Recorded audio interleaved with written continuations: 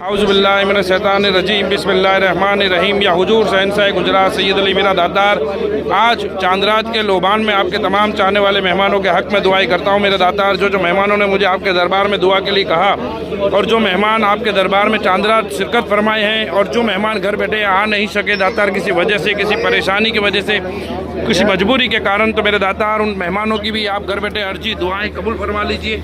उनकी मुश्किलों को आसान कर दीजिए, उनके नसीबों को बुलंद कर दीजिए, उनकी तकलीफ़ों का खात्मा कर दीजिए। आपका करम बना रहे, आपकी मदद बनी रहे, आपके मेहमानों की मुश्किलें आसान हो जाए, घर बैठे उनकी दुआएं कबूल हो जाए। मैं दातार आपके दरबार में ये जो आपके दरबार की ज़ियारत की वीडियो बनाकर भेजता हूँ, जो मेहमान इसकी ज़ियारत करे उन सब के ऊपर आपका करम हो जाए, उन सब की मदद हो जाए, मुश्किलें आसान हो जाए, नसीब बुलंद हो जाए, उनके रोज़गार में, कारोबार में बरकतें मिले और नेक जायज़ तमन्नाएं कबूल हो जाए। मुरादों को पूरी करो, बेड़ा पार करो, नसीब बुलंद करो और फैसला करो। आमीन। अल्लाह आमीन। अल्लाह हाफ़िज़।